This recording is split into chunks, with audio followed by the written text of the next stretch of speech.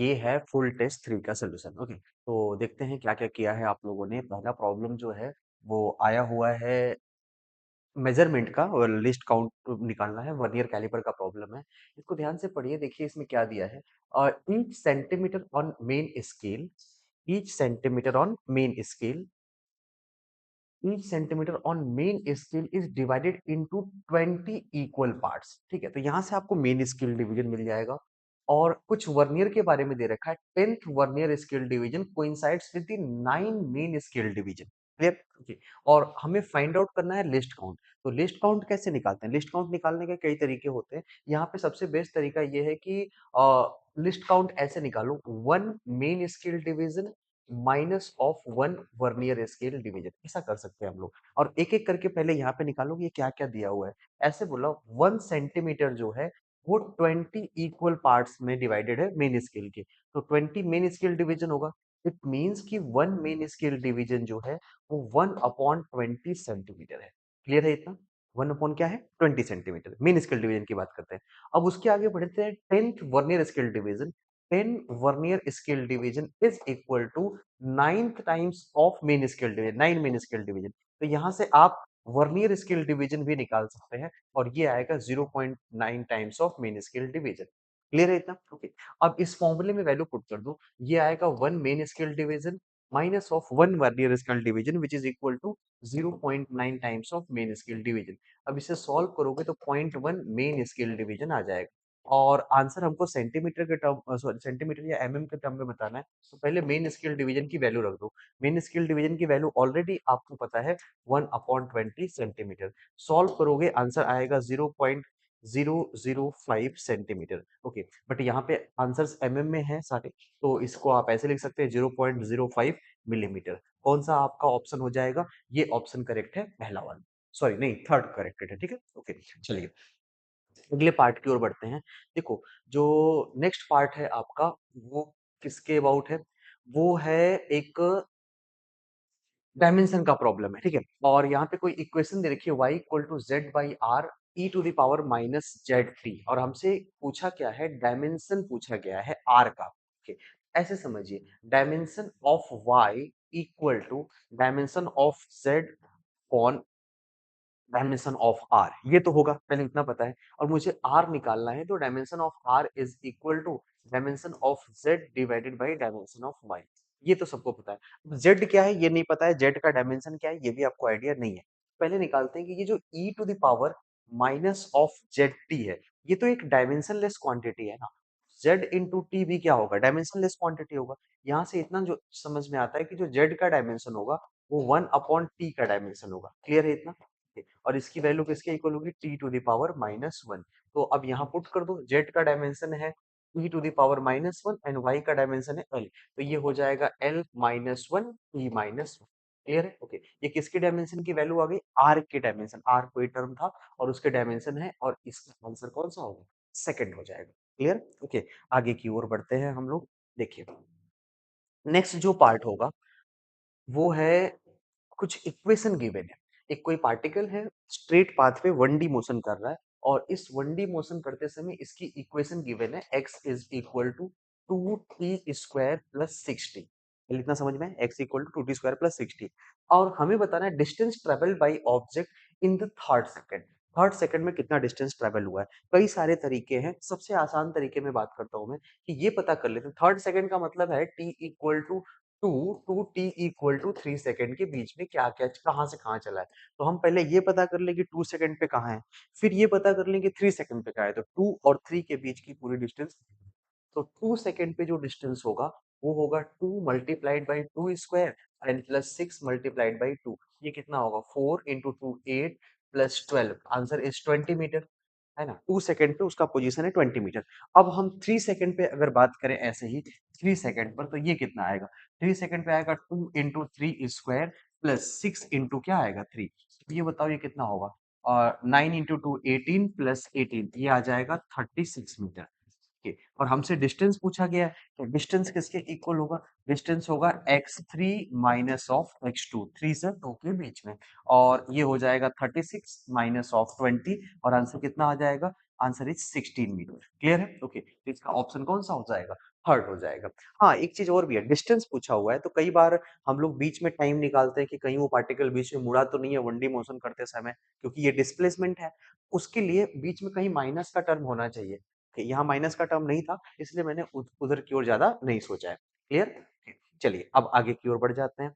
Next problem देखो ध्यान से। अगले पार्ट में बोला गया कि एक पार्टिकल है and it is projected with velocity of 20 root 3 metre per second at an angle of 60 degree from the ground या हॉरिजॉन्टल। ठीक है?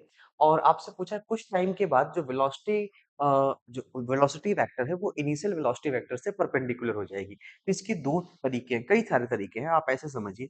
एक तो पहले ऐसे समझो कि एक कोई पार्टिकल है, इसको u स्पीड से थीटा एंगल पर लॉन्च किया गया, तो इसकी यहाँ पर वेलोसिटी परपेंडिकुलर होती है, तो इसका टाइम कितना होता है? ये टाइम हो जाता है, ये अगर डायरेक्ट आपको याद है तो ये u अपॉन जी साइन थीटा, अगर ये आपको याद है तो कैसे आया ये भी बता दूंगा। u by G sine theta, u की वैल्यू है 20 root 3 upon G is 10 multiplied by sine theta, theta is angle of projection, तो साइन 60 की वैल्यू कितनी होती है रूट 3 अपॉन 2, तो रूट 3 कैंसिल होगा और 2 इंटू 2 कितना आ गया 4 सेकंड आ गया। तो यहाँ पे कोई ऑप्शन है, पहला ही ऑप्शन है 4 सेकंड, पहले तो ये सही हो गया। कुछ लोग पूछेंगे आया कहाँ से, तो इसको ऐसे निकाल लो, इनिशियल वेलोसिटी वेक्टर किसके इक्वल था, ये है u cos theta i cap and plus u sin theta j cap. Clear? और जो फाइनल वेलोसिटी वेक्टर होगी u का cos थीटा में तो कोई चेंज होगा ही नहीं, u sin theta is changing with respect to time, और ये माइनस होगा minus of G T J cap. तुमको इन दोनों को परपेंडिकुलर करना है, तो u डॉट v का प्रोडक्ट क्या कर दो, जीरो कर दो, तो यहाँ u cos theta into u cos theta, ये आ जाएगा u square cos square theta plus u sin theta times of u sin theta minus of gt, और इसकी वैल्यू किसके इक्वल है, जीरो है। अब यहाँ से t निकालोगे, ये आएगा u by G sine theta या u by G times of cosec theta. ये है आपका पूरा पूरा इसका डेरिवेशन, क्लासरूम में कराया था तो इसलिए नहीं करेंगे, डायरेक्ट रिजल्ट मुझे याद था तो मैंने यही लगा दिया, बस इतना ही कैलकुलेशन करेंगे और हमारा आंसर जाएगा। क्लियर है इतना? ओके, चलो आगे की ओर बढ़ते हैं। अगला जो पार्ट है वो है यूनिफॉर्म सर्कुलर मोशन का है, सर्कुलर मोशन का है। देखिए, body move with the constant speed, हाँ स्पीड अगर कांस्टेंट है तो ये यूनिफॉर्म सर्कुलर मोशन है। और इसमें पूछा है कि ये कर्व पाथ पे चल तो रहा है, और बताना क्या है डायरेक्शन ऑफ एक्सीलरेशन वेक्टर क्या होगा। तो देखो, जब कोई कर्व पाथ पे चलेगा तो दो एक्सीलरेशन होगा, एक तो इसकी टेंजेंशियल एक्सीलरेशन होगी जो वेलोसिटी की तरफ हो सकती है, या उसके अपोजिट हो सकती है। अगर उसकी स्पीड बढ़ या घट रही है, तो अभी तो ये कांस्टेंट है तो कोई टेंजेंशियल एक्सीलरेशन नहीं है। दूसरा होता है सेंट्रीपिटल एक्सीलरेशन, जिसकी value V square by R या फिर ओमेगा स्क्वायर आर होती है। ये हमेशा इसके वेलोसिटी के क्या होता है, परपेंडिकुलर होता है। तो एक तो ये एक्सीलरेशन है और कोई और एक्सीलरेशन है भी नहीं, तो नेट एक्सीलरेशन यही है। तो इसकी डायरेक्शन किधर होगी, ए टू, जो एज पर दी प्रॉब्लम ये किधर की ओर है, ए टू की ओर। पूछा है कौन सा वेक्टर उसके एक्सीलरेशन को रिप्रेजेंट करता है, तो वो तो ए टू हो गया ना। क्लियर? ओके। A1 तब सही होता जब स्पीड बढ़ रहा होता, तो एक टेंजेंशियल एक्सेलरेशन भी था, एक ये भी होता, इन दोनों का रिजल्टेंट A1 की ओर जाता। A3 कब होता, जब इसकी स्पीड घट रही होती, तो एक टेंजेंशियल एक्सेलरेशन पीछे की ओर और सेंट्रीपिटल इधर परपेंडिकुलर है वेलोसिटी के, तो एक रिजल्टेंट जो आता वो ये आता। ये तब सही होता जब स्पीड कम हो रहा होता। ये ये कब सही होगा, जब स्पीड आपकी क्या हो रही होगी, बढ़ रही होगी, और ये स्पीड कम हो रही होगी। और ये कब सही है, जब आपकी स्पीड क्या है, कांस्टेंट है। तो यहाँ पे प्रॉब्लम में पूछा गया है कि स्पीड क्या है, कांस्टेंट है, तब डायरेक्शन ऑफ एक्सेलरेशन बताना है। तो केवल एक ही एक्सेलरेशन होगा, सेंट्रीपिटल एक्सीलरेशन, और ये वेलोसिटी के परपेंडिकुलर होगा। A2 ही आपका सही आंसर होगा। क्लियर है इतना? ठीक है, चलिए अब अगले पार्ट की ओर बढ़ते हैं। देखो, अगला जो प्रॉब्लम है फ्रिक्शन से रिलेटेड है। देखो, कुछ कॉलम दिए हुए हैं और इसको मैच करना है कि कब कौन सा सही है। तो पहले तो इस फोर्स को आप दो पार्ट में डिवाइड कर दो। तो ऐसे समझिए, इधर की ओर ये भी 20 आएगा और ऊपर वाला भी कितना आ जाएगा, 20। 20 रूट टू के दो पार्ट्स, 20 20 एंड 20। और साथ साथ इसमें ऊपर की ओर एक फोर्स लगेगा, इसे क्या बोलेंगे, नॉर्मल। और नीचे की ओर क्या लगेगा, mg। और m कितना है ये बताओ, m है 4, 4 इंटू जी 40।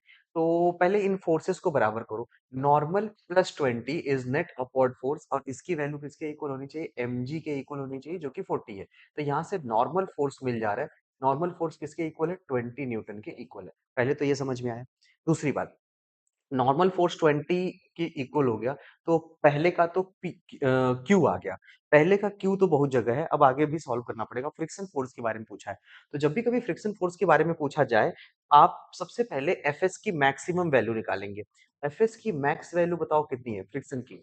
और mu S static friction times of normal, और स्टैटिक फ्रिक्शन की वैल्यू कितनी है? 0.8 मल्टीप्लाइड बाई नॉर्मल फोर्स 20, ये आएगा 16 न्यूटन।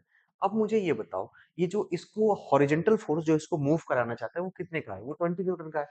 20 न्यूटन तो बड़ा है ना एफएस मैक्स से, है कि नहीं? ओके। और ये जब बड़ा है तो इसका मतलब बॉडी चलेगी, ये बात तो कंफर्म हो रही है कि चलाने वाला फोर्स 20 है और रोकेगा कितने से? 16 से। तो बॉडी क्या करेगी? बॉडी मूव करेगी। और अगर बॉडी मूव कर रही है तो इसका मतलब है कि ये जो फ्रिक्शन है वो नहीं लगेगा। कौन सा फ्रिक्शन लगेगा? वो काइनेटिक फ्रिक्शन लगेगा। ठीक है, ओके। तो काइनेटिक फ्रिक्शन कैसे होगा? फ्रिक्शन इक्वल टू एफ के होगा, और एफ के किसके इक्वल होता है? म्यू के टाइम्स ऑफ नॉर्मल। और म्यू के की वैल्यू कितनी दे रखी है? 0.6 मल्टीप्लाइड बाय नॉर्मल। नॉर्मल कितना है? नॉर्मल 20 है, तो ये आ जाएगा 12 न्यूटन। ठीक है, फ्रिक्शन लग सकता था 60 न्यूटन तक। अभी बॉडी मूव कर रहा है तो काइनेटिक फ्रिक्शन लगेगा, और काइनेटिक फ्रिक्शन कितना है? 12 न्यूटन का है। तो यहाँ से जो फ्रिक्शन फोर्स आया, ये तो 12 न्यूटन आया, तो इसका तो पी सही हो गया। अब आता है एक्सीलरेशन। अब बताओ एक्सीलरेशन किसके इक्वल होगा? तो आगे की ओर जो फोर्स है वो तो 20 है, पीछे काइनेटिक फ्रिक्शन लग रहा है 12 का। नेट फोर्स है 20 माइनस 12 अपॉन इसका मास कितना है? इसका मास है 4। 4 से आप डिवाइड कर दो, 8/4। 8/4 किसके इक्वल होता है? 2 मीटर पर सेकंड स्क्वायर। यही है आपका आंसर। तो इसका मतलब है कि इसका एस हो जाएगा, तो सी का तो एस है, सी का एस एक ही में है, ऑप्शन कौन सा सही है? थर्ड। क्लियर हुआ? ओके। ये बेसिक फ्रिक्शन का कॉन्सेप्ट है, और फॉर्मूला भी आपका सेम था। फॉर्मूला आप, आई होप कि आपने सबने सही किया होगा। चलिए अगले पार्ट की ओर बढ़ते हैं। देखो, असर्शन रीजन का प्रॉब्लम है, स्टेटमेंट बताने हैं कि कौन से सही है कौन से गलत है, एक्सप्लेनेशन है या नहीं है। सबसे पहला, magnitude of contact force is always greater than magnitude of non zero friction force. Non zero friction force का मतलब है कि फ्रिक्शन फोर्स है, मतलब उसे जीरो नहीं मान सकते, कुछ ना कुछ है। तो फिर जब फ्रिक्शन फोर्स लग रहा है, कांटेक्ट फोर्स होता क्या है? कांटेक्ट फोर्स किसी सरफेस पे फ्रिक्शन फोर्स और जो नॉर्मल फोर्स लगता है, इन्हीं दोनों का तो रिजल्टेंट होता है। Contact force is equal to under root of normal force and plus क्या होगा? Friction force. और फ्रिक्शन फोर्स अगर कुछ ना कुछ है, वो नॉर्मल में ऐड ही हो रहा है, तो इसका सिंपल सा मतलब है कि कांटेक्ट फोर्स नॉर्मल फोर्स से क्या होगा? बड़ा होगा। और अगर फ्रिक्शन फोर्स जीरो होता, उस केस में कांटेक्ट फोर्स और नॉर्मल फोर्स दोनों क्या होते? बराबर होते। तो यहाँ पे बोला गया कि नॉन जीरो फ्रिक्शन फोर्स है, तो मैग्नीट्यूड ऑफ कांटेक्ट फोर्स हमेशा क्या होगा? ग्रेटर होगा किससे? फ्रिक्शन फोर्स से या नॉर्मल से। तो अच्छा हाँ, फ्रिक्शन से भी बड़ा होगा। हाँ, कांटेक्ट फोर्स फ्रिक्शन से भी क्या होगा? बड़ा होगा, क्योंकि फ्रिक्शन में नॉर्मल ऐड होने पे कांटेक्ट फोर्स आता है। तो यहाँ पर तो ये सही है। दूसरा स्टेटमेंट है, contact force is the resultant of friction force and normal force. हाँ, ये बात तो सही है, ये बेसिक डेफिनेशन है, तभी तो ये हम लोग प्रेडिक्ट कर पाए। तो ये दोनों स्टेटमेंट सही है, और ये इसको एक्सप्लेन भी करता है। और आपका करेक्ट आंसर कौन सा होगा? पहला होगा कि स्टेटमेंट वन करेक्ट है, या दोनों स्टेटमेंट करेक्ट है, और वो दोनों एक दूसरे को क्या कर रहे हैं? कॉम्प्लीमेंट भी कर रहे हैं, यानी कि वो सही है। अगले पार्ट की ओर बढ़ते हैं। देखो, एक पोटेंशियल एनर्जी और डिस्टेंस का ग्राफ दिया हुआ है, ठीक है, और मुझे प्रेडिक्ट करना है फोर्स का ग्राफ। तो सबसे पहले ये पता करो कि पोटेंशियल एनर्जी और फोर्स में क्या रिलेशन है। तो फोर्स इज इक्वल टू, आपको पता है, माइनस ऑफ क्या होता है? D you by D x, यानी negative of slope of potential energy distance graph. यही तो होता है ना? ओके।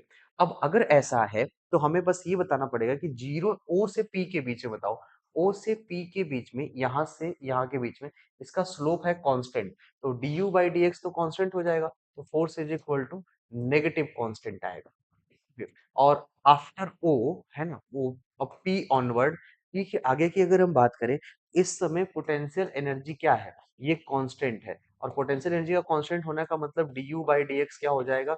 जीरो, यानी कि फोर्स भी क्या हो जाएगा? जीरो। तो जीरो से पी के बीच में फोर्स है, कांस्टेंट है, नेगेटिव है, और उसके बाद ये जीरो है। ऐसा कौन सा सही है? ऐसा थर्ड ही सही है। देखो यहाँ पे कांस्टेंट है और उसके बाद कुछ वेरिएबल आ रहा था, ये नहीं होगा। यहाँ पे कांस्टेंट ही नहीं है, नहीं होगा। और यहाँ कांस्टेंट है, लेकिन फोर्स कैसा था? पॉजिटिव था। लेकिन यहाँ पे फोर्स पॉजिटिव नहीं, क्या होना चाहिए? नेगेटिव होना चाहिए। तो इसका मतलब आपका करेक्ट आंसर कौन सा होगा?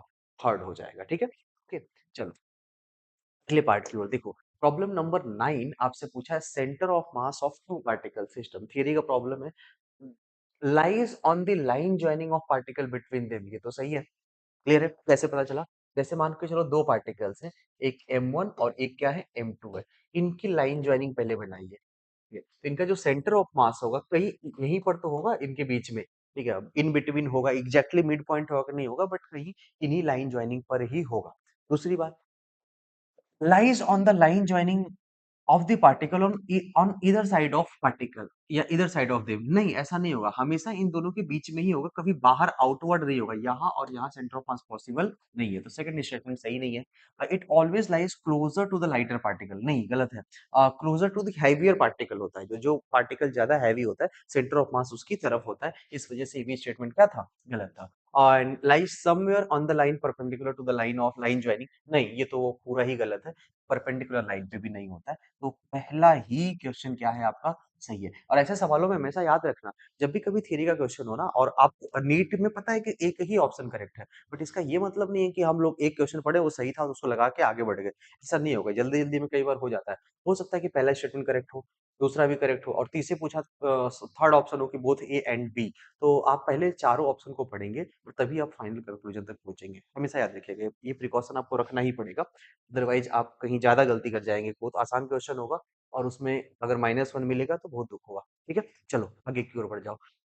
एक रेक्टेंगुलर लेमिना है, प्लेट है बेसिकली, ओके, और इसका मोमेंट ऑफ इनर्शिया बताना इस एक्सिस की अबाउट। भाई एक बात बताओ, ये तो सिमिलर टू रॉड है ना, इसको हम ऐसे दबा सकते हैं और ये रॉड है, अगर आपको याद हो कि रॉड के किनारे के अबाउट क्या होता है, ml²/3, यहाँ पे l किसके इक्वल होगा, a ma²/3, ऑप्शन कौन सा होगा, पहला ही, कुछ ज्यादा करने की जरूरत नहीं थी यहाँ। ठीक है, चलो नेक्स्ट पार्ट की ओर बढ़ते हैं। अगला पार्ट जो है वो पूछा गया कि एक बॉडी है, उसका मास m है और उसको अर्थ सरफेस से किसी हाइट पे लेके जाया जाता है और उसकी हाइट है h = 3r और उसके अंदर कितनी ग्रेविटेशनल पोटेंशियल एनर्जी चेंज होगी। इसका तो फॉर्मूला तक याद है, चेंज इन पोटेंशियल एनर्जी किसके इक्वल होता है, mgh/1 + h/r, और ये किसके इक्वल है, mgh = 3r/1 + 3r क्या होगा, r, यही है। अब ये r कैंसिल हो गया, ये आंसर आ जाएगा 3mgr/4। ठीक है, 3mgr/4 ऑप्शन कौन सा है, सेकंड ऑप्शन करेक्ट है। ठीक है, ये फॉर्मूला बहुत ही पॉपुलर है और ये बार बार आएगा, तो इसे आप तैयार रखिएगा। ठीक है, चलो अच्छा जी, ये प्रॉब्लम तो हो चुका है, इसके आगे बढ़ जाते हैं। प्रॉब्लम नंबर 12, देखिए फिर से एक स्टेटमेंट का प्रॉब्लम है। During revolution the earth slows down at aphelion and move fast at perihelion. पहले ये समझना पड़ेगा कि ये एफिलियन और पेरिलियन का कॉन्सेप्ट क्या है, क्लासेस में पढ़े तो हैं हम लोग, फिर भी समझते हैं। देखिए जितने भी प्लैनेट्स होते हैं वो इलिप्टिकल पाथ पे चलते हैं, केपलर का पहला लॉ आपको याद होगा। ठीक है, तो कुछ इस तरीके से मान के चलो कि अर्थ चल रही है और सन यहाँ पे है, ठीक है, और ये अर्थ का ऑर्बिट है, इलिप्टिकल ऑर्बिट है अराउंड सन, ठीक है, और ये सन है, ये इसका पाथ है। तो जो नियरेस्ट पॉइंट होता है, इस पॉइंट को हम लोग पास का पॉइंट है, इसे पेरिलियन बोलते हैं, और जो दूर का पॉइंट है ये वाला, इसे एफिलियन बोलते हैं। डन इतना? Okay. केपलर का सेकंड लॉ देखो, एरियल वेलोसिटी कांस्टेंट है, एंगुलर मोमेंटम कांस्टेंट होता है, तो जिसकी डिस्टेंस सबसे मिनिमम होती है, यहाँ पे डिस्टेंस सबसे क्या होती है, मिनिमम, तो इसकी स्पीड सबसे क्या होती है, मैक्सिमम, और इस केस में यहाँ पे डिस्टेंस सबसे क्या हो जाता है, मैक्सिमम, और ये स्पीड आपकी किसी भी प्लेनेट की, चाहे अर्थ हो चाहे कुछ भी हो, ये सबसे स्लो होता है और इसे हम मिनिमम स्पीड बोलते हैं। तो पहले ये देखो, during the revolution the earth slows down at aphelion and moves fast at perihelion. हाँ ये बात सही है, ये पहला स्टेटमेंट क्या है आपका, करेक्ट है। दूसरा क्या होना चाहिए, the angular momentum of the earth sun system is conserve. हाँ ये बात भी सही है, जानते हो इनफैक्ट ये हुआ भी इसीलिए है क्योंकि एंगुलर मोमेंटम क्या होता है, कंजर्व होता है। कैसे पता, angular momentum at perihelion and angular momentum at perihelion ये दोनों सेम होते हैं, तो ये हो जाता है m, और इसकी स्पीड यहाँ की v मैक्स और इसकी डिस्टेंस r मिनिमम, ये हमें पहले से पता था तो मैं लिख दे रहा हूँ, equal to m into V minimum into क्या होगा, r मैक्सिमम। यही से ये आता है कि ये दोनों बराबर होते हैं, यानी कि दोनों स्टेटमेंट सही है और ये दोनों आप एक दूसरे को क्या कर रहे हैं, करेक्ट भी कर रहे हैं, तो यहाँ पे पहला ही ऑप्शन करेक्ट होगा, both assertion and reason are true and reason is the correct explanation of assertion। Clear हुआ? ओके, चलिए अब आगे की ओर बढ़ते हैं। नेक्स्ट पार्ट जो है, इसमें क्या पूछा हो गया कि दो मटेरियल हैं और उनके यंग्स मॉडुलस का रेशियो दे रखा है, यानी Young's modulus of 1 by Young's modulus of 2 equal to 2/3, और उनके ऊपर सेम स्ट्रेस लगाया जाता है। जब स्ट्रेस सेम है, इनकी elastic energy per unit volume का रेशियो क्या होगा? पहले बताओ, elastic energy per unit volume मतलब एनर्जी डेंसिटी की बात हो रही है, ये क्या होता है? Half into stress multiplied by क्या होता है? स्ट्रेन। पहले तो ये पता है आपको, या इसको हम ऐसे भी तो लिख सकते हैं यंग्स मॉडुलस के टर्म में, stress square, stress square by 2 times of Young's modulus. ये कर सकते हैं हम लोग, यंग्स मॉडुलस ऐसा कर सकते हैं। और अगर स्ट्रेस सेम है तो एनर्जी जो स्टोर है वो 1 अपॉन यंग्स मॉडुलस के क्या है? डायरेक्टली प्रोपोर्शनल है। तो अगर कोई पूछे कि इनका रेशियो क्या होगा U1 बाई U2, तो ये तो Y2 बाई क्या हो जाएगा? Y1। और Y1 बाई Y2 2/3 है, तो Y2 बाई Y1 क्या होगा? 3/2 होगा। और 3/2 के अकॉर्डिंग यानी पहला ही ऑप्शन आपका क्या हो जाएगा? करेक्ट हो जाएगा। ठीक है, चलो अगला पार्ट क्या है आपका?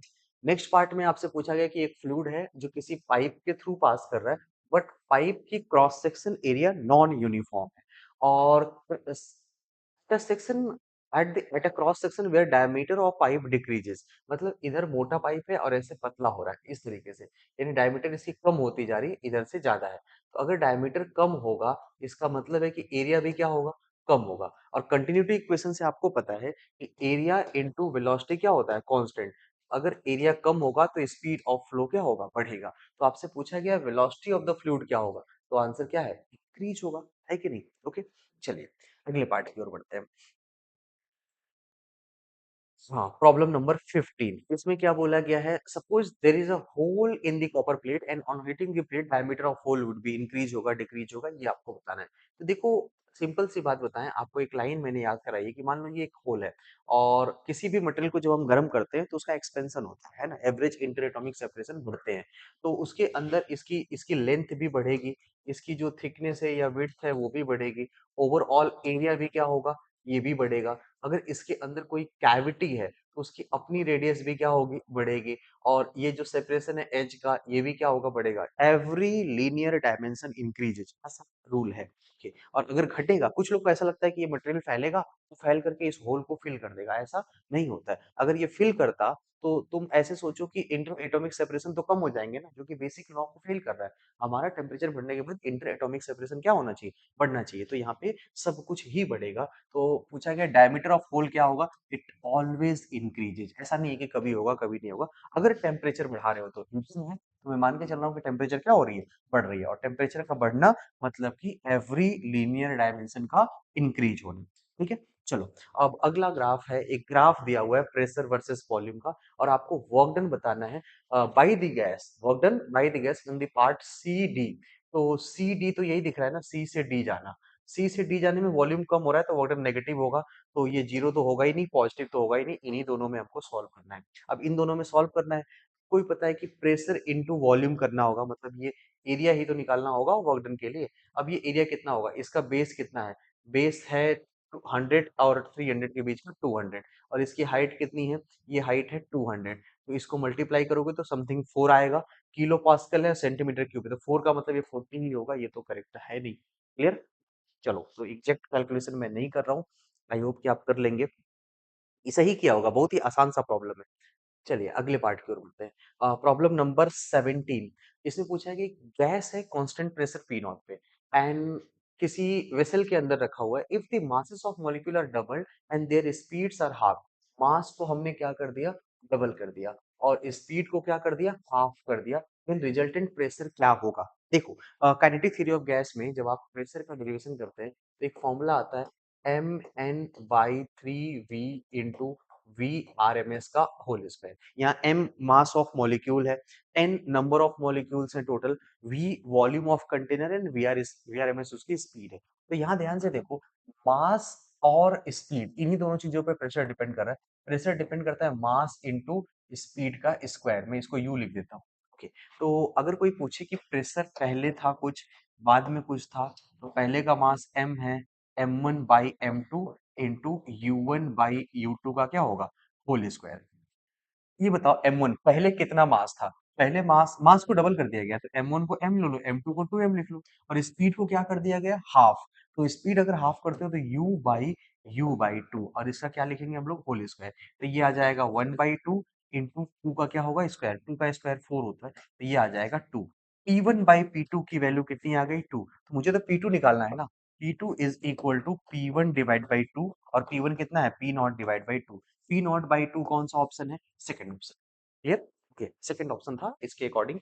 और फॉर्मूला आपको याद रखना था बस। प्रेशर का फॉर्मूला क्या होता है, 1/3 mn VRMS होल स्क्वायर। देखो, एक सिंपल हार्मोनिक मोशन की इक्वेशन दे रखी है, इससे हम एम्पलीट्यूड, ओमेगा, बाकी चीजें निकाल सकते हैं। प्रॉब्लम क्या है, what will be the displacement of particle from new position where kinetic energy is 8 times of the potential energy. Problem पूछा गया है कि अगर kinetic energy 8 times of potential energy है, उसकी पोजीशन मीन पोजीशन से कितनी होगी। बस यही तो है। तो आप काइनेटिक एनर्जी का जरा फॉर्मूला लिख दो, तो क्या होता है, हाफ m ओमेगा स्क्वायर ए स्क्वायर माइनस एक्स स्क्वायर। ये रिलेशन है काइनेटिक एनर्जी का किसी भी पोजीशन x पर। और पोटेंशियल के लिए क्या लिखेंगे, 8 times of half m omega square x square. तो ये कैंसिल तो हो जाएगा, half m omega square cancel होगा। A square minus x square equal to 8 times of x square. इसे सॉल्व करोगे तो आएगा x square equal to a square by 9, और x is equal to a by 3। A by plus minus भी ले सकते हैं, बट अभी के लिए ए बाई 3, क्योंकि सारे ऑप्शन प्लस है। ये पोजीशन तो हमारी आ गई, लेकिन यहाँ से एम्पलीट्यूड देखो, एम्पलीट्यूड किसके इक्वल है, √3 टाइम्स ऑफ पाई। और पोजीशन पूछा है तो ये तो a बाई क्या है, 3, √3 पाई अपॉन 3। इसको सॉल्व करोगे, अंडर रूट ऑफ क्या आ जाएगा, पाई/3। और यूनिट तो नहीं दिया हुआ है, तो कुछ भी नहीं करते, पहला ही ऑप्शन आपका क्या है, ठीक है। बस एक फॉर्मूला लगा रहा था कि काइनेटिक एनर्जी का फॉर्मूला क्या होता है, पोटेंशियल एनर्जी का फॉर्मूला क्या होता है, और उसके अकॉर्डिंग आप इसे क्या कर सकते थे, सॉल्व कर सकते थे। ठीक है, चलो नेक्स्ट पार्ट जो है, उसमें क्या पूछा गया है कि एक ऑर्गन पाइप है, और ये 4 बीट प्रोड्यूस करता है when sounded together. 2 organ pipes हैं हमारे पास, और दोनों की लेंथ अलग-अलग है, तो दोनों फंडामेंटल मोड में ऑपरेट कर रहे हैं। और पाइप्स कैसे हैं, ओपन ऑर्गन पाइप। देखो, ओपन ऑर्गन पाइप की जो फंडामेंटल फ्रीक्वेंसी होती है, वो किसके इक्वल होती है, V/2L। ये तो पहले से पता है, क्लोज होता तो V/4L होता है। और बीट फ्रीक्वेंसी का मतलब है कि दोनों का difference F1 minus F2 equal to beat frequency, और इसकी वैल्यू कितनी दे रखी है, ये है 4। बीट फ्रीक्वेंसी 4 है। F1 किसके इक्वल होगा, V/2L1 minus V/2L2 is equal to क्या हो गया, 4। यहाँ से कुछ चीजें कॉमन आ रही है, V/2 1/L1 minus 1/L2 is equal to कितना आ गया, 4। तो इस V को फाइंड आउट करना है, और V/2 into L2 minus L1/L1 L2 equal to कितना आ रहा है, 4। और V equal to 8 L1 L2 by L2 minus L1। अब इसे पुट करो सारी वैल्यू को, 8 L1 कितना है, जो बड़ा लेंथ है उसे L2 मान लेते हैं, तो ये 100 सेंटीमीटर है। 100 सेंटीमीटर को तो 1 मीटर लिख सकते हैं, मल्टीप्लाइड बाई L2 102.5 सेंटीमीटर, इसे हम 1.025 मीटर लिख सकते हैं, डिवाइडेड बाई इनका इनका डिफरेंस 1.025 माइनस ऑफ क्या होगा, 1। ये आपका यहाँ से आंसर आ जाएगा कुछ ना कुछ। पहले 8 से मल्टीप्लाई कर दो, 8 से मल्टीप्लाई कर दोगे तो ये हो जाएगा 8 पॉइंट 8.2 8.2 बाई 0.025। इसको अगर मैं ऐसे लिखूं तो ऊपर नीचे आप 100 से डिवाइड कर मतलब ये हो जाएगा 820 8200 बाई 25, ऐसा लिखा जा सकता है। और ये जीरो से कैंसिल कर दो, 82 मल्टीप्लाइड बाई 4। अब इसको सॉल्व कर लो, ये कितना आ जाएगा, ये आ जाएगा 328 मीटर पर सेकंड। क्लियर है, तो अभी के लिए तो आंसर कौन सा सही है, सेकंड सही है। ठीक है, कुछ लोग कह रहे हैं कि मुझे ऑर्डर तो याद है, 340 320 के आसपास होता है, तो वही लगा देंगे। तुक्का मत मारना, हो सकता है कि किसी दूसरी कंडीशन में स्पीड पूछा हो, तो उस जो रेंज आप जानते हैं उस रेंज में ना हो। यहाँ पे सेट हो गया वो अलग बात है, हमेशा होगा इसकी कोई गारंटी नहीं है। ठीक है, चलो अगले पार्ट की ओर बढ़ते हैं। देखो, नेक्स्ट जो क्वेश्चन है उसमें पूछा गया कि कोई गॉसियन सरफेस ए है, गॉसियन सरफेस बी है, और हमसे पूछा क्या गया है, electric flux through Gaussian surface. तो पहले ये बताओ फ्लक्स होता क्या है। किसी भी चीज से फ्लक्स जो होता है वो charge net charge enclosed by epsilon not होता है कि नहीं। और ए से पूछा है, ए के अंदर तो सारे चार्जेज हैं, कौन कौन से हैं, ये इसमें Q1 भी है, प्लस Q2 भी है, और प्लस क्या है, Q3 है, डिवाइड बाई एप्सिलॉन नॉट। अब बताइए Q1 की कितनी वैल्यू है। Q1 as per the problem minus of 14 plus Q2 78.85 and plus Q3 minus of 56, और ये सब कुछ नैनो कूलम में था, तो 10 टू द पावर मैंने क्या लिखा, -9। तो कौन एप्सिलॉन नॉट की वैल्यू बताओ, ये है 8.85 इंटू 10 टू द पावर -12, और जब आप इसे सॉल्व करेंगे तो ये आ जाएगा 70, तो ये आ जाएगा 8.85 इंटू 10 टू द पावर -9 और upon 8.85 into 10 to the power -12, ये -9 है, तो इसे सॉल्व करोगे तो ये आ जाएगा 10 to the power 3। Okay, 10 to the power 3 कहाँ है, ये तो गलत है, ये है और ये भी है, तो अब सही कौन सा है। देखो, फ्लक्स की यूनिट क्या होती है, फ्लक्स होता है electric field multiplied by area, electric field होता है newton per coulomb into metre square area, तो newton metre square per coulomb होना चाहिए, तो ये पहला ही है, दूसरा तो नहीं है। क्लियर, यूनिट भी इसमें ध्यान देना था, अदरवाइज अगर सेकंड लगा देते तो गलत हो जाता है, वैल्यू सेम है बट यूनिट अलग है, वो फ्लक्स ही नहीं है, कुछ और है ये। फिर चलिए अगले पार्ट की ओर। देखो, नेक्स्ट पार्ट में आपसे पूछा क्या गया है, अभी के लिए टॉर्क पूछा गया है, किस पर, एक इलेक्ट्रिक डाइपोल है, इसका डाइपोल मोमेंट गिवन है और इलेक्ट्रिक फील्ड की वैल्यू दे रखी है और इसका ओरिएंटेशन दे रखा है with the direction of electric field. तो टॉर्क की वैल्यू क्या होती है, टॉर्क होता है पी ई साइन थीटा, बस ये बेसिक फॉर्मूला है। Okay, अब P किसके इक्वल है, 5 into 10 to the power -7 into electric field 2 into 10 to the power 4 into sine 60, sine 60 किसके इक्वल होता है, √3/2, ये 2 से 2 कैंसिल हो गया, 5√3 into 10 to the power -3 joule, या सॉरी ये न्यूटन मीटर लिख देंगे, और 5√3 की वैल्यू 8 पॉइंट समथिंग आएगी, 8.66 आ रहा है, ये 9 नहीं आएगा, ठीक है, तो यही आपका आंसर हो जाएगा। ठीक है, चलो अगले पार्ट की ओर बढ़ते हैं। नेक्स्ट जो प्रॉब्लम है वो है आपका, हाँ, इसमें पूछा क्या गया, एक सॉलिड स्फीयर है जिसकी रेडियस r है और चार्ज यूनिफॉर्मली, इसका मतलब है कि वो नॉन कंडक्टिंग तरीके से चार्ज है, यूनिफॉर्म चार्ज तो तभी हो सकता है, सॉलिड स्फीयर है। At what distance from its surface is the electrostatic potential 1/6 of the potential at centre. देखो, पहले तो ऐसे समझो कि ये एक स्फीयर है, इसके सेंटर का पोटेंशियल किसके इक्वल होता है, सेंटर का पोटेंशियल होता है 3/2 times of potential at surface, या 3/2 टाइम्स ऑफ KQ/R, और बाहर का कोई स्मॉल r डिस्टेंस का पोटेंशियल आपको अगर आपसे पूछा जाए तो ये किसके इक्वल होता है, ये होता है KQ/R, बस इतना होता है, r सेंटर से डिस्टेंस होती है।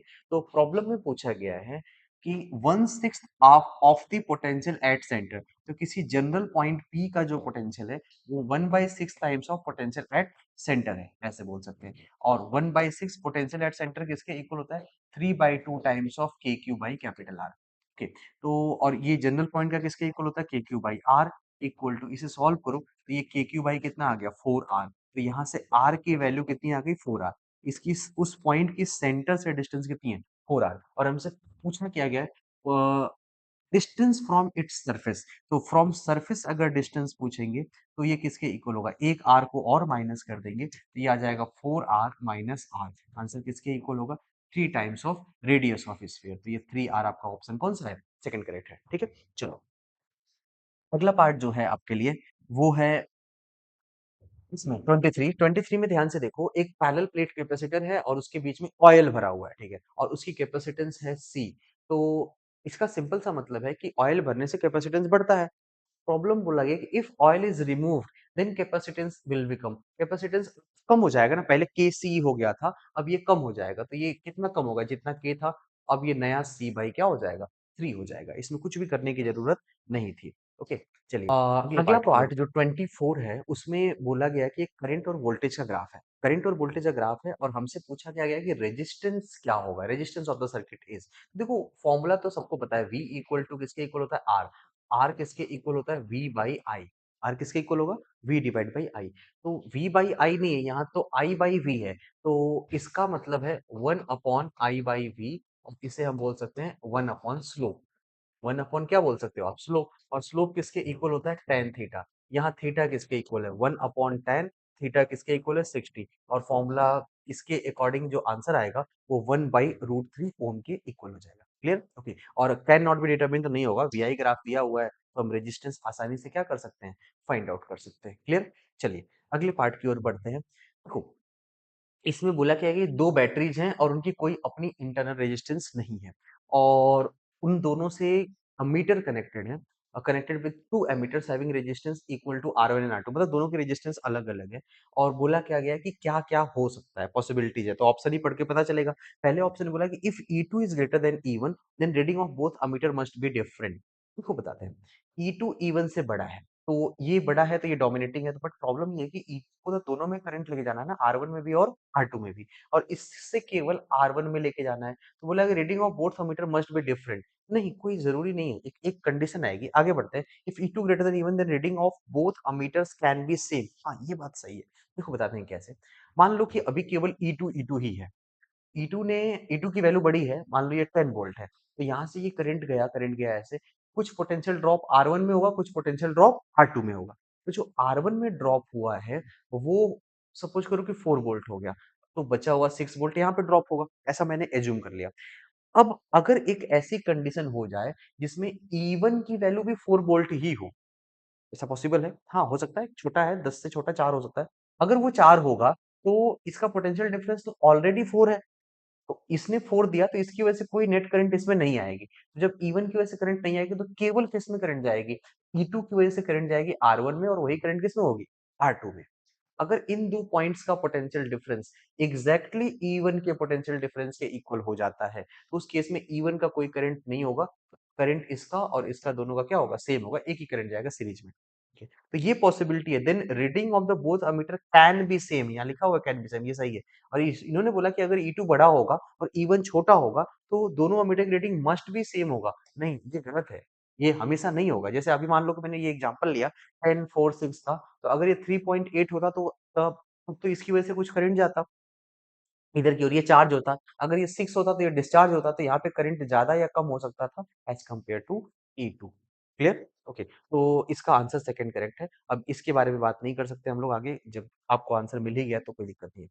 ठीक है, चलो अब अगले पार्ट की ओर देखते हैं। देखो 26 है, बेसिक रेजिस्टेंस का प्रॉब्लम है, आपको बताना है कि ये सारे रेजिस्टेंसेस सेम है, 2 के ए और बी के बीच का नेट रेजिस्टेंस बताना है। सबसे पहले तो ये पहचानो, R/R ये है व्हीटस्टोन ब्रिज, ये बीच का गायब हो जाएगा। ठीक है, अब सुनो, ये R और ये R मिलके 2R, ये जंक्शन आप रिमूव कर सकते हैं, इसको आप ऐसे मान सकते हैं कि इस तरीके की जंक्शन रिमूवल हम यूज कर लें तो इस तरीके का सर्किट है। ओके, यहाँ से इसको ओपन कर दो, तो बताओ R और R मिलके कितने होंगे? 2R। R और R मिलके कितने होंगे? 2R। और ये 2R और ये 2R, टोटल कितना हो जाएगा? 4R हो जाएगा। ठीक है, तो अगर मैं ऐसे बोलूँ कि ये क्या-क्या होगा, तो कुछ इस तरीके का पार्ट होगा। एक तो ये 4R है, ठीक है, जो इन चारों को मिलके आया है। ठीक है, देखो ये 4R है। फिर इसके बाद ये 2R होगा इन दोनों की वजह से। एक 2R भी लगा लीजिए आप ऐसे, ठीक है। फिर एक और नीचे 2R आएगा, किसकी वजह से? इन दोनों की वजह से, ऐसे। और बाकी बचे हुए की वजह से क्या आएगा? एक 4R आएगा। ओके, तो अब इनका इक्विवेलेंट कितना होगा? 4R का 2R आ गया, ठीक है। 2R 3 टाइम्स है, तो आंसर कितना है? 2R/3। और 2/3 R की वैल्यू कितनी दे रखी है? R की वैल्यू है 2 ओम। आंसर किसके इक्वल हो जाएगा? 4/3 ओम।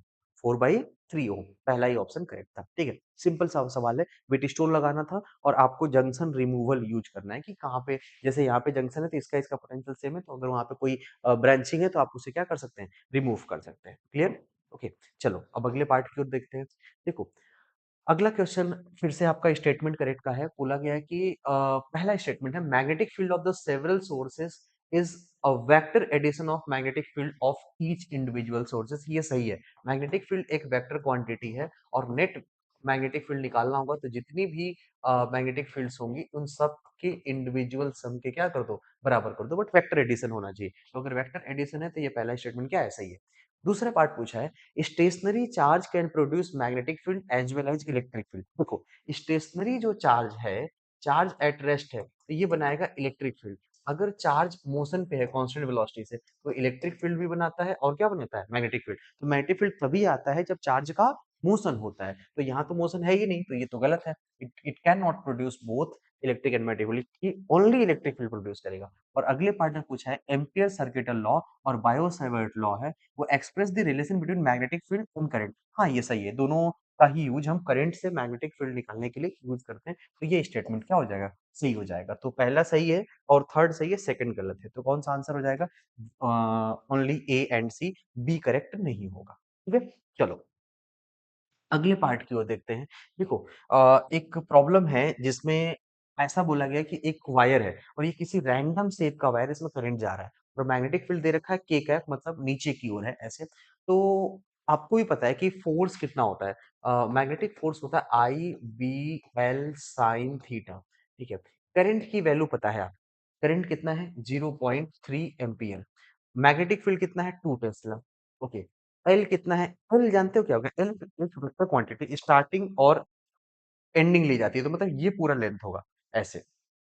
तो ये बताओ अगर ये 3 है ये 4 है, तो ये लेंथ कितना होगा, 3 स्क्वायर प्लस 4 स्क्वायर, ये तो अंडर रूट 5 स्क्वायर, यानी 5 मीटर आएगा। लेंथ इफेक्टिव लेंथ बेसिकली वो कितना है 5 है, into sine theta. Sine theta जो होगा वो एल और बी के बीच का एंगल होगा, एल तो ऐसा है और बी उसके नीचे है, तो इसका मतलब एंगल 90 डिग्री है, परपेंडिकुलर एक दूसरे के, तो यहाँ पे हम साइन क्या लिखेंगे 90 डिग्री, इसकी वैल्यू 1 हो जाएगी, 5 इंटू 2 10, ये किसके इक्वल हो जाएगा, 3 न्यूटन के इक्वल हो जाएगा। ये आपका सेकंड ऑप्शन करेक्ट है। ठीक है, चलो अब अगले पार्ट की ओर देखते हैं। देखो अगला जो है इसमें पूछा क्या गया है कि एक मैग्नेट है, उसका मैग्नेटिक मोमेंट दे रखा है 2 joule per tesla, align in the direction of magnetic field of 0.1 tesla, what is the net work done to bring the magnet normal to the magnetic field. तो शुरू में वो जीरो एंगल पर है और जैसे ये मैग्नेटिक फील्ड है, इससे जीरो एंगल पे है, अब इसे हमें घुमा करके ना कितने पे कर देना, 90 डिग्री पे कर देना है। तो ये बताओ वर्क डन किसके इक्वल होगा, वर्क डन हो जाएगा चेंज इन पोटेंशियल एनर्जी, है ना, और चेंज इन पोटेंशियल एनर्जी किसके इक्वल होगा, u 90 degree minus of u 0 degree. u 90 degree का पोटेंशियल ये जीरो होता है, सबको पता है, और माइनस ऑफ 0 डिग्री का क्या होता है, माइनस ऑफ एम बी, ये याद है। तो ये वर्क डन किसके इक्वल हो जाएगा, प्लस एम बी, और m किसके इक्वल है 2 और b कितना है 0.1, आंसर किसके इक्वल होगा 0.2 जूल के बराबर हो जाएगा। समझे आप, ओके। चलो अब देखो अगला प्रॉब्लम जो है 30, इसमें पूछा गया कि एक शॉर्ट मैग्नेट है, बार मैग्नेट, और प्रोड्यूस करता है मैग्नेटिक फील्ड 6.4 इंटू 10 की power minus Tesla at distance 20 centimetre from the centre of magnet. तो ये एक मैग्नेट है ऐसे समझो, centre of magnet on the normal bisector of magnet, यहां से यहाँ पे x डिस्टेंस पर कुछ मैग्नेटिक फील्ड बनती है b। ठीक है, और इस b की वैल्यू आपको भी पता है, some constant mu naught by 4 pi into m by r cube, m by x cube. अब आते हैं, ये 20 सेंटीमीटर पे है, अब आगे बढ़ते हैं। The magnetic field produced by this magnet at the distance 40 centimetre from the centre of mass on the axis. अब यहाँ से 40 सेंटीमीटर मतलब 2x पे जाना है, 2x पे जाना है, तो नया मैग्नेटिक फील्ड आएगा सेम कांस्टेंट के इंटू एम की जगह क्या होता है 2m by x cube, x कितना है 2x का होल क्यूब। अब जब x का क्यूब करोगे 2 2 4 2 8, तो 2 बाई 8 यानी 1 बाई 8 टाइम्स ऑफ के एम बाई एक्स क्यूब हो जाएगा, और ये के एम बाई एक्स क्यूब तो नॉर्मल b था, तो जो b डैश आएगा वो b डिवाइड बाई क्या होगा 8, और मैग्नेटिक फील्ड की वैल्यू कितनी है 6.4 into 10 to the power minus 5 upon 8। नहीं, ये 4 आएगा बच्चा, और 2 से ये कैंसल भी होगा तो ये 4 आएगा। यहाँ पे भी क्या आएगा 4, यहाँ पे भी 4 आएगा। तो ये आ जाएगा 1.6 into 10 to the power minus 5 tesla. Okay, अब ऑप्शन ढूंढ लो ऐसा कहाँ पे है, 1.6 into 10 to the power minus 5 tesla, यही है आपका करेक्ट आंसर। ठीक है, चलो अब अगले पार्ट की ओर देखते हैं। प्रॉब्लम नंबर 31, देखो ये क्या है, एक कोई कॉइल है जिसकी एरिया दे रखी है A and placed at magnetic field which changes by v naught to 3v naught, कुछ चेंज हुआ है मैग्नेटिक फील्ड में in time t, the magnetic field makes an angle of 30 degree with the plane of coil, with the plane of coil, हमेशा याद रखना plane of coil. Okay, और हमें flux कैसे लिखते हैं याद रखो, flux is equal to N B A cos theta, और थीटा जो होता है बी और ए के बीच का एंगल होता है, ये तो प्लेन का एंगल है, तो यहाँ पे ये 90 माइनस क्या हो जाएगा 30, ये cos 60 डिग्री होगा। एन कितना है, नंबर ऑफ टर्न्स नहीं दिया है, मैग्नेटिक फील्ड कुछ अभी के लिए बी मान लो, एरिया कितना है, एरिया ए है, और cos 60 की वैल्यू कितनी होती है 1/2, तो ये हो जाएगा बी ए बाई 2। और मुझे बताना क्या है, average EMF, average EMF total flux में कितना चेंज हुआ है, फ्लक्स का चेंज अपॉन टाइम, और फ्लक्स का चेंज में एरिया तो चेंज हुआ नहीं है, A by two into B में चेंज हुआ है, B two minus B one upon time. तो ये ऐसा लिख लो, A by two into B two किसके इक्वल है, three B naughts, B one किसके इक्वल है, बी नॉट अपॉन क्या होगा, टी। ये टू बी नॉट होगा, टू से टू कैंसिल हो जाएगा, A times of B naught upon T. Okay, और ऑप्शन आपका कौन सा हो सकता है यहाँ में, हाँ ये तीसरा ही है। ठीक है, चलो, बेसिक आपको क्या लगाना था, यहाँ पे फैराडे लॉ लगाना है और फ्लक्स का कॉन्सेप्ट है कुछ। देखो अगले पार्ट की ओर, एक सर्किट गिवन है और आपसे बताना है energy store in the coil. किसी क्वाइल की जो एनर्जी स्टोर होती है वो किसके इक्वल होती है, half of L I square. L आपको पता है म्यूचुअल इंडक्टेंस, और आई क्या है, करंट है। अब बस आई पता चल जाए तो काम हो जाए। यहाँ से कितना करंट इस इंडक्टर में जा रहा है, तुम पहले ये देखो, इसका और इसका रेशियो 2/5 है, इसका रेशियो 10/25, तो 2/5 और 10/25, इसको सॉल्व करोगे तो ये तो 5 से कैंसिल करो तो ये 2/5 हो जाएगा, यानी कि ये दोनों आपस में क्या है, सेम है। तो अगर ये सेम है तो ये तो बैलेंस व्हीटस्टोन ब्रिज हो गया, और ये डायगोनल रजिस्टर है, यानी जो इंडक्टर है वो डायगोनल रजिस्टर की तरह काम करेगा, और उसमें करंट कितना हो जाएगा, कोई भी करंट नहीं जाएगा, जीरो करंट होगा। और जब करंट ही जीरो होगा तो उसमें मैग्नेटिक एनर्जी स्टोर भी क्या होगी, जीरो होगी। जब कोई करंट ही नहीं होगा तो कोई मैग्नेटिक एनर्जी स्टोर नहीं होगा। ठीक है, चलिए अब अगले पार्ट की ओर देखते हैं। एक कोई एसी सर्किट है, कैपेसिटिव सर्किट है, एक एक रेजिस्टर भी है, okay. A resistor and a capacitor are connected to an AC supply of 220 volt 50 hertz. The current in the circuit is 4 ampere और पावर कंज्यूम कितना है, 100 वॉट है। पावर फैक्टर की वैल्यू बतानी है। तो अब ऐसे समझो, पावर किसके इक्वल होता है, V R M S into IRMS into क्या होता है, कॉस फाई, और ये कॉस फाई हमको बताना है। पावर किसके इक्वल है, पावर है 100 वॉट, सिंगल वैल्यू दिया है तो आरएमएस ही होगा। वोल्टेज कितना है, वोल्टेज है 200 इंटू करंट की वैल्यू कितनी है, 4 इंटू कॉस ऑफ फाइव। ये बताओ, ये तो 800 हो गया, कॉस फाइव इक्वल टू कितना हो जाएगा, 1/8, और यही है पावर फैक्टर। 1/8 आपका क्या हो गया, पावर फैक्टर बन गया। ठीक है, चलो अगला जो पार्ट है, इसमें क्या पूछा गया है? इसमें पूछा गया है कि एक प्योर कैपेसिटर सर्किट है, एसी सर्किट है, फेजर डायग्राम क्या होगा? देखो कैपेसिटर में क्या होता है ना, करंट लीडिंग होता है और वोल्टेज लैगिंग होता है और फेज डिफरेंस 90 डिग्री का होता है। तो यहाँ तो सेम है, ये गलत हो गया। इसमें देखो वोल्टेज जो करंट लीडिंग है, वोल्टेज लैगिंग है। ऐसे मत देखा करो कि आगे है। लीडिंग का मतलब कि वो कौन सा वेरिएबल है, वो कौन सी फिजिकल क्वांटिटी है जो अपनी मैक्सिमम वैल्यू पहले अचीव करती है। तो देखो वोल्टेज जीरो था, करंट मैक्सिमम हो गया पहले ही, फिर वोल्टेज बाद में मैक्सिमम हुआ। सोचो करंट तो पहले ही मैक्सिमम हो चुका है, तो यहाँ पे करंट लीडिंग है पाई/2 से, तो ऑप्शन कौन सा हो जाएगा, सेकंड, 34 का सेकंड हो जाएगा। ओके, चलिए अगले पार्ट की ओर बढ़ते हैं। मैक्सवेल इक्वेशन क्या करता है, मैक्सवेल इक्वेशन देखो, डिमॉन्स्ट्रेट ईएम वेव नहीं गलत है, इन्होंने बस प्रेडिक्शन किया था कि ईएम वेव कैसे आता है। वो चार इक्वेशन था, डिस्प्लेसमेंट वेव का कॉन्सेप्ट था, और वहां से ये पता चला था कि variable electric field magnetic field का सोर्स होती है, और variable magnetic field electric field का सोर्स होती है, और इस तरीके से ईएम वेव का कॉन्सेप्ट बनाया जा सकता था। फिर मार्कोनी और बाकी लोगों ने इसका कॉन्सेप्ट बनाया, और डिमॉन्स्ट्रेट तो किसने किया था, हर्ट्ज ने किया था, जब ऑसिलेशन पार्टिकल को वाइब्रेट करा के लैब में पहली बार डिटेक्शन ऑफ ईएम वेव हुआ था। तो यहाँ पे डिटेक्शन नहीं हो रहा, केवल प्रेडिक्शन होगा, तो ऑप्शन कौन सा करेक्ट होगा, पहला ही करेक्ट हो जाएगा। ठीक है, चलिए अगले पार्ट की ओर बोला बोला गया है कि कोई एक मीडियम है जिसका क्रिटिकल एंगल साइन आई सी, ये किसके इक्वल होता है, 1/म्यू, और इस साइन आई सी की वैल्यू 1/म्यू की वैल्यू है 0.75। 0.75 समझते हैं कितना होगा, ये 3/4 है, तो यहाँ से अगर म्यू निकालोगे तो ये तो 4/3 हो जाएगा। अब हमें ये बात करनी है कि इस मीडियम का पोलराइजिंग एंगल कितना है। तो पोलराइजिंग एंगल आपको इतना तो पता है, tan IP is equal to mu होता है पोलराइजिंग एंगल, और म्यू किसके इक्वल होता है, 4/3, और 4/3 tan में कब होता है, tan में होता है 53 डिग्री पे। इसका मतलब पोलराइजिंग एंगल कितना है, 53 डिग्री ही है। ओके, और ऑप्शन कौन सा हो जाएगा, ये सेकंड हो जाएगा। क्लियर, चलो अगले पार्ट की ओर देखते हैं। नेक्स्ट पार्ट जो है 37, उसमें बोला क्या गया है कि एक कंपाउंड माइक्रोस्कोप है और इसमें दो लेंसेज है, सबको पता है, एक आई लेंस होता है और एक ऑब्जेक्टिव लेंस होता है। और ऑब्जेक्टिव लेंस का मैग्नीफाइंग पावर गिवन है और कंबाइंड पावर भी गिवन है, और दो magnifying power of eyepiece, मतलब इसमें कोई फॉर्मूला नहीं लगाना है, बस इतना समझना है कि जो दो लेंसेज हैं इन दोनों लेंसेज की जो नेट मैग्निफिकेशन होगी इन दोनों के प्रोडक्ट के इक्वल होगा। ऑब्जेक्टिव लेंस इंटू क्या होता है आई लेंस। अब नेट मैग्निफिकेशन है 96 और ऑब्जेक्टिव लेंस का मैग्निफिकेशन है 8 और आई लेंस का मैग्निफिकेशन पूछा गया है, तो ये किसके इक्वल होगा 96/8। तो ये कितना आ जाएगा 12 आ जाएगा। हाँ 12 ही होगा। तो ऑप्शन कौन सा करेक्ट है, फोर्थ है। इसमें भी बहुत ज्यादा कुछ करने की जरूरत नहीं है। ठीक है, चलो अगला प्रॉब्लम 38। देखो इसमें क्या पूछा गया है कि यंग्स डबल स्लिट एक्सपेरिमेंट हो रहा है, ठीक है, और उसकी इंटेंसिटी है आई नॉट, मैक्सिमा की इंटेंसिटी दे रखी है। देखो हमारे पास जो दो वेव्स होंगे, ओके, दोनों की इंटेंसिटी सेम होगी। मान लो कि एक आई वन है और आई टू है, ये दोनों सेम है, ओके, ये आई मान लेते हैं। और अगर ऐसा है तो मैक्सिमा की जो इंटेंसिटी होती है वो 4 टाइम्स ऑफ आई होती है। पहले तो इतना समझ में आ रहा है, 4 टाइम्स ऑफ आई होती है और ये गिवन है आई नॉट, इसकी वैल्यू है आई नॉट। तो यहाँ से इंडिविजुअल इंटेंसिटी जो दोनों अलग अलग वेव्स है उनकी आ जाएगी आई नॉट बाई 4। अब हमें बात करना है किसी पर्टिकुलर पोजीशन पर एक स्लिट के सामने कितनी इंटेंसिटी होगी।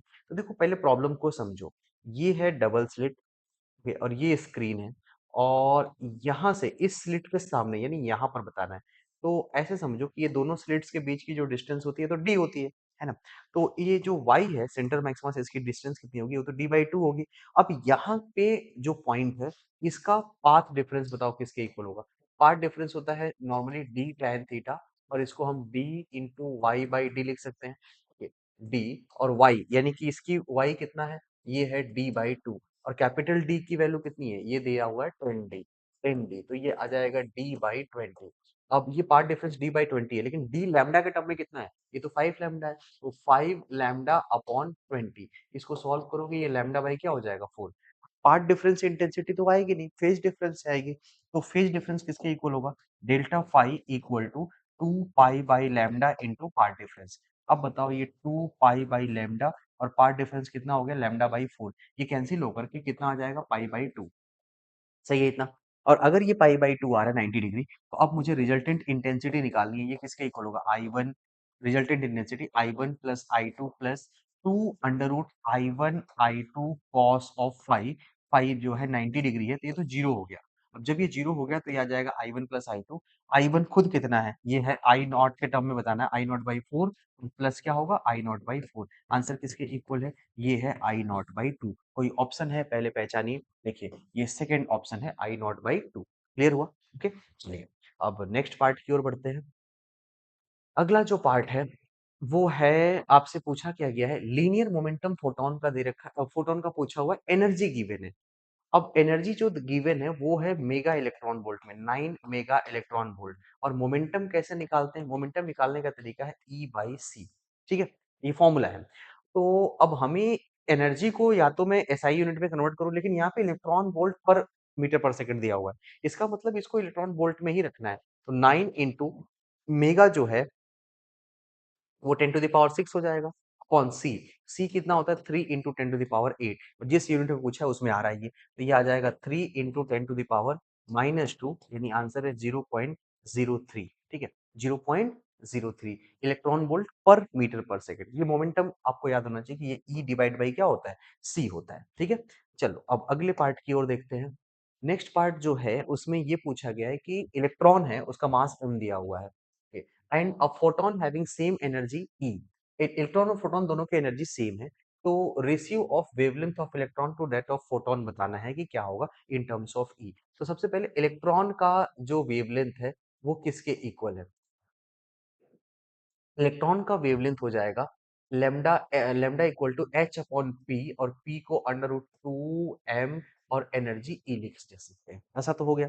अब फोटोन का जो वेवलेंथ है, फोटोन का वेवलेंथ होता है E equal to h c by lambda, तो ये एच सी बाई क्या हो जाएगा ई हो जाएगा, ये दोनों बराबर है।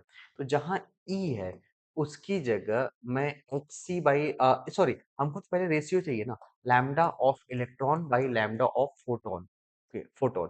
तो ये जब दोनों को डिवाइड करोगे तो ये आएगा h upon under root of 2 m e into photon को इन्वर्स करके मल्टीप्लाई कर दो E/hc। अब h से h तो कैंसिल हो जाएगा, 1/c बचेगा अंडर रूट, ये एक e से एक e कैंसिल होगा, e ऊपर बचेगा और नीचे क्या होगा 2m हो जाएगा। तो ये आपका आंसर है under root of E by 2m और 1 अपॉन सी। तो ये तो ऑप्शन कौन सा सही हो जाएगा? सेकंड करेक्ट होगा। ठीक है, चलो अगला पार्ट जो आपसे पूछा गया है वो है 41। देखिए एक हाइड्रोजन एटम दे रखा है ग्राउंड स्टेट में और कुछ एनर्जी वो एब्जॉर्ब करता है और उसकी ऑर्बिटल एंगुलर मोमेंटम और इलेक्ट्रॉन का इंक्रीज हो जाता है h बाई 2 पाई। पहले तो ग्राउंड स्टेट में था तो उसका एंगुलर मोमेंटम था mvr, है ना, mvr इसकी वैल्यू होती है एन एच बाई 2 पाई और ग्राउंड स्टेट में ये था h बाई 2 पाई। ठीक है, एन तो 1 होगा। अब उसके आगे अगर बढ़े और बोला गया कि h बाई 2 पाई और इंक्रीज हो जाता है तो ये बन जाएगा 2h बाई 2 पाई। 2h/2 पाई तो तभी होगा ना जब यहाँ पे n इक्वल टू 2 होगा। इसका सिंपल सा मतलब है कि ये जा रहा है n equal to 1 to n equal to 2। बस इतना समझ में आया कि 1 से 2 गया है। ठीक है, अब 1 से 2 गया है तो हमें कितनी एनर्जी देनी पड़ेगी ये बताना है। तो 1 से 2 का एनर्जी डिफरेंस किसके इक्वल होता है? Delta E equal to 13.6 1 minus 1 by क्या होगा 2 स्क्वायर। तो ये बन जाएगा 13.6 इंटू 3 डिवाइड बाई 4। अब जब इसको सॉल्व करोगे तो ये आएगा 10.2 इलेक्ट्रॉन वोल्ट। बहुत सारे लोगों को ये आंसर क्या होगा? याद भी होगा। तो बस इतना ही करना है, इससे ज्यादा आपको कुछ करने की जरूरत यहाँ पर नहीं थी। ओके, चलो अब नेक्स्ट जो प्रॉब्लम है 42, इसके बारे में बात करते हैं। इसमें बोला गया कि frequency of light emitted when an electron come down from n equal to 4 to n equal to 2 level is in hydrogen atom is 3 by 7 times of the following transition of lithium atom। इसे थोड़ा ढंग से solve करना पड़ेगा। पहले ऐसे समझो कि यहाँ पे फ्रीक्वेंसी दे रखी है और आपको वेवलेंथ पता है। देखो आप ऐसे पढ़े हो कि कोई वेवलेंथ 1 बाई लैम्डा किसके इक्वल होता है? R Z square 1 by n one square minus 1 by n two square. ये तो हमें पता है। ओके, अब लेकिन मुझे तो फ्रीक्वेंसी बतानी है। तो फ्रीक्वेंसी कैसे होता है? सी इक्वल टू एफ लैम्डा। तो जहाँ पे फ्रीक्वेंसी होगा वहां पे सी बाई क्या लिख दोगे? लैम्डा। सी बाई लैम्डा रख दोगे तो यहाँ पे पहले पुट करो 1 अपॉन लैम्डा की वैल्यू पता है। फ्रीक्वेंसी का फॉर्मूला क्या होगा? इसमें सी से मल्टीप्लाई कर दो बस। R C Z square 1 by n one square minus 1 by क्या होगा? N two square. इस तरीके से कुछ कर सकते हैं। ठीक है, अब आते हैं कि जो ये प्रॉब्लम गिवन है वो क्या है।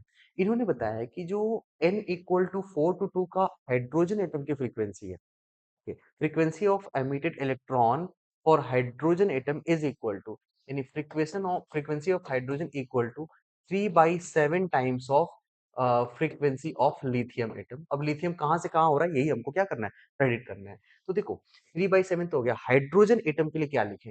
हाइड्रोजन के लिए लिखो R C Z square. Hydrogen का जेड होता है 1। 1 बाई एन वन हाइड्रोजन में 2 से 4 के बीच में ट्रांजेक्शन हो रहा है। तो 1 बाई 2 स्क्वायर माइनस 1 बाई क्या होगा? 4 square equal to 3/7 into R C Z square. Lithium का जेड कितना होता है? 3 square into 1 by n one square minus 1 by n two square. इस तरीके से हम कर सकते हैं। ठीक है, पहले तो यहाँ से आर सी और आर सी कैंसिल हो गया, इसे हटा दो। 1/4 माइनस 1/16, इसको हम ऐसे लिख सकते हैं क्या? ये हो जाएगा 3/16।